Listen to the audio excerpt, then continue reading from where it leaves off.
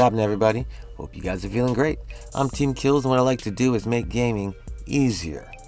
Alright, the best weapon upgrade in Warframe, Part 2.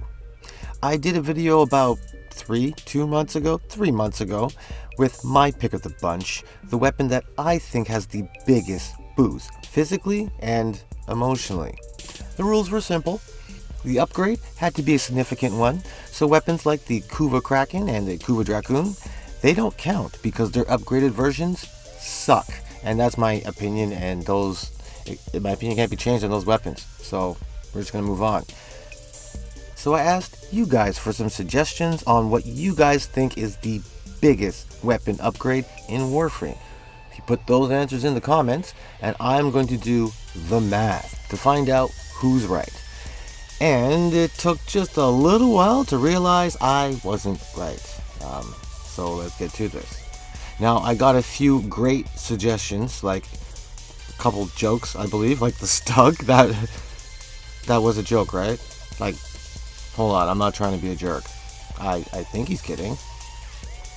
Crap. I'll add it just to make sure, but it's not the Stug. Now, first off, I was wrong. My choice was wrong. It felt right, but as soon as I started doing the math, it was wrong. Now, the math is based on damage boost only. For the Incarnate On and Ons, I added the highest number value for each perk. I don't care whatever the perk was or whatever special thing you had to do to activate that perk. We're just going to assume you've done that special thing and that perk is activated.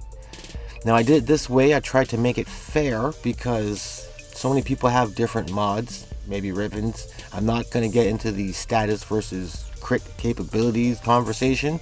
That's a hell of an argument. Whatever the best mod combination is, whatever the best mods are, let's just say we all have them. So it's really about base damage. Now, my choice for the biggest upgrade from normal to awesome was the Incarnate Miter. The Incarnate Genesis system turned this weapon from one of those that sounded awesome in the readout to an actual awesome weapon. Now, I'm not going to go too much into this because I've made a video on it, and you can go watch that video, but it's not the winner. So, the turret, this is a great suggestion, and oh baby, this is a great suggestion. I actually personally, can we take a quick second? And let's just say, win or lose, no matter what happens, this weapon's quality of life or Incarnate On chain transformation should probably win its category of its own. The way it goes from a sad spore launcher, and I know it's not a sad spore launcher, it's an awesome spore launcher, but the range on your projectile, the fire rate kind of sucks too, but the range on your projectile sucks. You can see it's kind of like a sad face. It's, sad death rainbow, of course, but it's sad. Once you do the Incarnate transformation, this changes into a shotgun chaining laser awesomeness that you don't have to aim. It just shoots straight, it shoots far, it's now an automatic. This is now a really, really fun weapon. And it gets a great boost, but it's not the winner. The Latron was a suggestion. It's just, that's it, just the Latron. Is it Latron Wraith, Latron Prime, Latron Incarnate On, Bouncing Disc of Explosive Death? I'm pretty sure it's the Latron Incarnate On. And as far as usage goes, this might be the biggest weapon upgrade. I haven't checked the actual numbers, but as far as usage, the Latron is getting way more used than it used to. This used to be a mastery fodder weapon. Not a bad weapon, just rarely picked. Now I see it all the time in other players' hands, including mine. Plus, this actual weapon is kind of a good example of the flaws of the math. This weapon's crit and status capabilities should push it into a much higher list of awesomeness. Like, if you're just making lists for the sake of making lists, this weapon would be close to the top or at the top of a bunch of those lists. It'd even win some of them. But not this list. The Dual Krez Prime, the Dual Krez Cutters, I love these things. I've got these monsters in my Ultimate Umbra Sephiroth build meant only for Steel Path. These things cut through everything. But their biggest stat buff is not really damage, it's probably status or crit. All I'm saying is this, unfortunately, the primes don't get a huge damage boost as far as the math. So the math won't allow these beautiful things to win this. Not by our rules, but man, you should get yourself some dual crit cutters. The kunai. This almost doesn't qualify for this list, mainly because it's not that heavy of a weapon, even after its incarnate upgrade. But because it crosses tiers, and it really crosses tiers, this is like the first weapon. This is the weapon before tiers are introduced to you. It's the first thing you can actually get.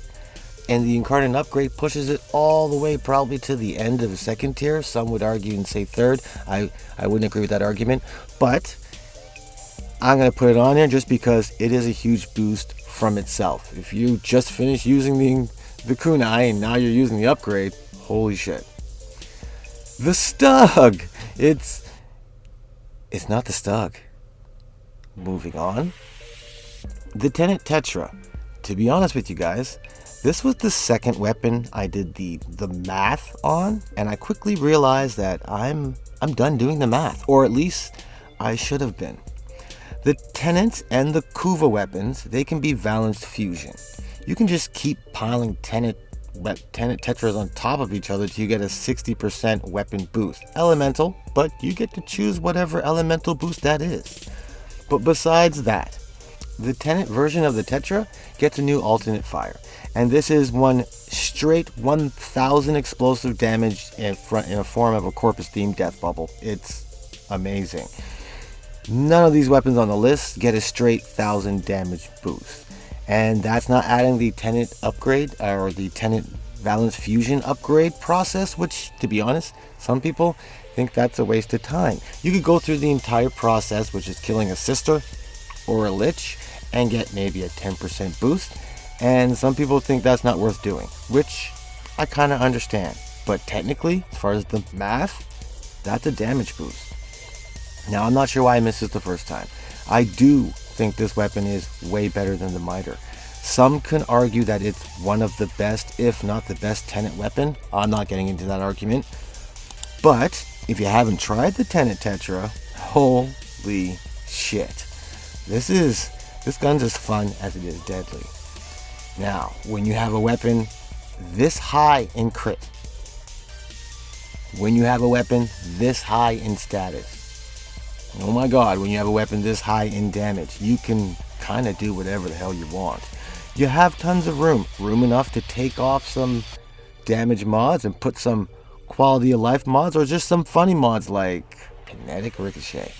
This is an awesome mod. This turns this weapon into, actually, every time I say it, something special happens. This turns this weapon into the Tenet Disco Rifle. Blast off.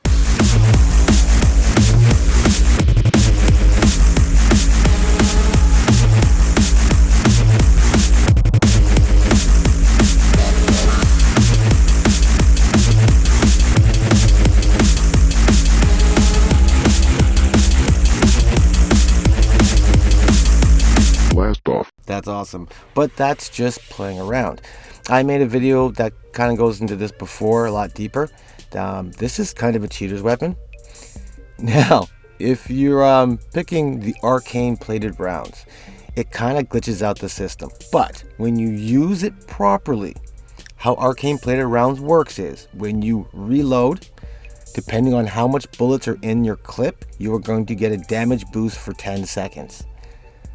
Now, if you reload from full and say you got a 10% damage boost for 10 seconds, if you reload from half, you're going to get a 5% damage boost for 10 seconds. It works pretty simple like that. The Tenet Tetra's secondary fire unloads the entire clip. So obviously, the more bullets, the more damage. But then Arcane Plated Round starts working, and you can easily drop 3 more of those alternate 1000 damage Corpus themed death bubbles within that 10 seconds. Now, it's not necessarily a cheat, it's just a really, really good way to use the system. You do sometimes have to worry about this weapon being a freaking ammo dump though. Like, you will unload all of your bullets in a hurry. That's why I picked certain weapons like the Praetos, I think that's how you say it. When you're killing people with the Praetos, you get extra combo counts for picking up bullets. So, you're doing two things. While you're slaughtering and getting your bullets back, get some extra combo count, make life easier.